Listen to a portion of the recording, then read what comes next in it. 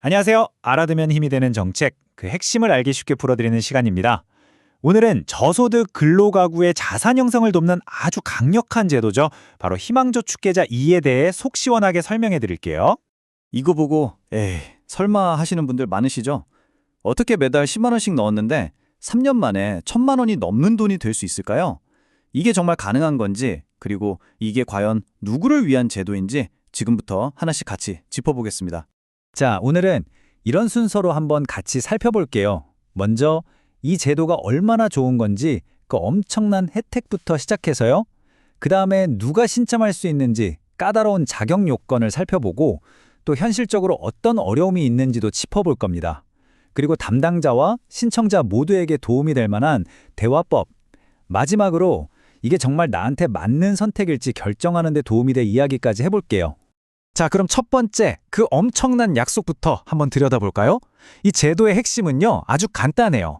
내가 저축하면 정부가 거기에 돈을 더 얹어주는 정말 수익률이 엄청난 정부 매칭 저축 프로그램이라는 겁니다. 그러니까 목표는 아주 명확한 거예요. 지금 열심히 일해서 소득이 있는 가구들이 이걸 발판 삼아서 재정적으로 좀 더 안정되고 더 나은 미래로 나아갈 수 있게 도와주겠다는 거죠. 자, 이 계산을 한번 같이 볼까요? 이게 진짜 대단한 게 내가 3년 동안, 그러니까 36개월 동안 10만 원씩 꼬박꼬박 모으면 내 돈은 총 360만 원이잖아요. 그런데 정부가 거기에 2배가 넘는 720만 원을 더 얹어주는 거예요. 그럼 이자 빼고도 벌써 1,080만 원이 되는 거죠. 정말 놀랍지 않나요? 와, 이렇게 좋다니. 그럼 도대체 누가 신청할 수 있는 걸까요?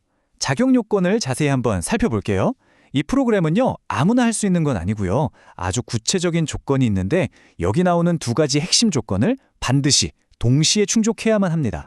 그러니까 여기서 진짜 중요한 게 뭐냐면요. 이 제도는 그냥 어려운 분들을 돕는 게 아니에요. 바로 일하는 분들을 의존하는 제도라는 거죠. 소득이 아예 없는 가구가 아니라 현재 일을 해서 돈을 벌고 있는 저소득 가구를 지원하기 위해 특별히 만들어졌다는 점 꼭 기억해 주세요. 아, 근데 여기서 진짜 많이들 헷갈려 하세요. 저도 일하는데 왜 안 돼요? 하시는 분들이 계시거든요. 보시는 것처럼 회사에 다니거나 내 사업을 해서 버는 소득은 인정이 돼요. 하지만 오른쪽에 있는 공공근로 같은 정부에서 지원하는 일자리 소득은 일부 인정이 안 될 수 있습니다. 담당자분들은 이 부분을 꼭 명확히 설명해 주셔야 하고 신청자분들도 내 소득이 해당하는지 반드시 확인하셔야 합니다. 그리고 이것도 꼭 기억하셔야 해요. 이런 종류의 자산 형성 지원 사업은 한 가구당 딱 한 번의 기회만 주어지는 경우가 많습니다. 그래서 혹시 이전에 비슷한 프로그램에 참여하셨거나 지금 하고 계시다면 이번에는 자격이 안 될 수도 있어요. 자, 이렇게 까다로운 자격 요건을 다 통과해서 가입을 했다고 칩시다. 그럼 끝일까요? 아니요. 사실 여기서부터가 진짜 시작입니다. 앞으로 3년 동안 지켜야 할 약속이 있거든요. 이게 생각보다 그 무게가 상당합니다. 한번 현실적으로 짚어보죠. 여기 있는 4가지, 이거 하나하나가 그냥 이렇게 하면 좋아요가 아니에요. 정부 지원금 720만 원 전액을 받기 위한 필수 조건입니다. 이 중에 하나라도 어기면 그 큰 돈을 다 못 받을 수도 있어요. 정말 중요해요. 이게 어쩌면 제일 무서운 부분일 수 있는데요.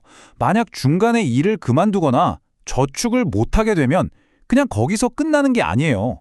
이미 내 통장에 쌓인 것처럼 보였던 정부 지원금까지 다시 가져갈 수 있다는 뜻입니다.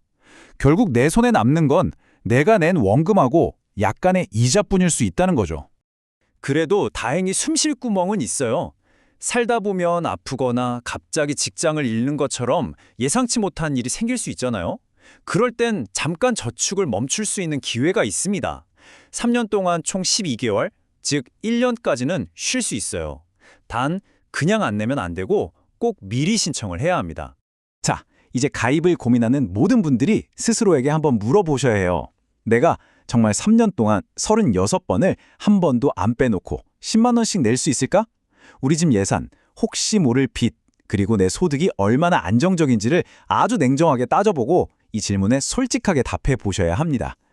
그래서 지금부터 할 얘기가 제일 중요합니다. 바로 대화예요. 이건 혼자 끙끙 앓을 문제가 아니거든요. 담당 공무원과 신청자가 머리를 맞대고 같이 풀어가야 하는 숙제입니다. 어떻게 하면 서로에게 가장 좋은 결정을 내릴 수 있을까요? 자, 우리 담당자분들, 현장에서 이런 일들 많으시죠? 깜빡했어요 하시는 분들. 그럴 때 이렇게 미리 챙겨주시면 정말 큰 도움이 됩니다.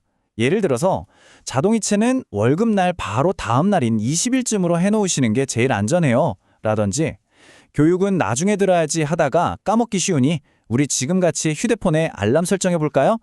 이런 작은 관심이 큰 차이를 만듭니다. 신청자분께 설명드릴 때 이렇게 한번 말씀해 보세요.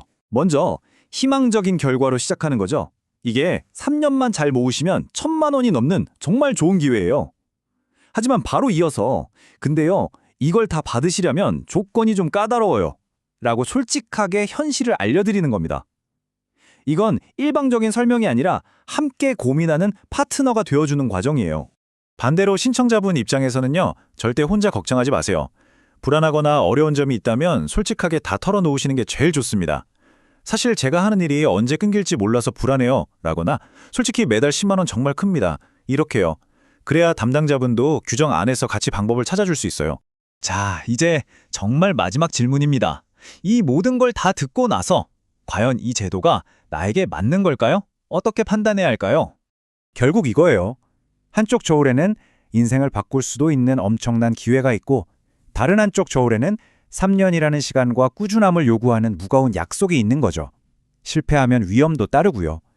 이 저울 위에서 내게 더 중요한 게 뭔지, 내가 지금 감당할 수 있는 게 뭔지 진지하게 생각해 보셔야 합니다. 결국 이 프로그램은 누가 억지로 시켜서 하는 숙제가 아닙니다. 미래를 위한 여러 도구 중 하나일 뿐이죠. 중요한 건 담당자와 신청자가 함께 앉아서 이 도구가 지금 나에게, 우리 가족에게 정말 꼭 필요한 올바른 도구일까? 이 질문을 진지하게 나눠보는 겁니다. 오늘 이야기가 그 고민의 좋은 시작점이 되었으면 좋겠습니다. 감사합니다.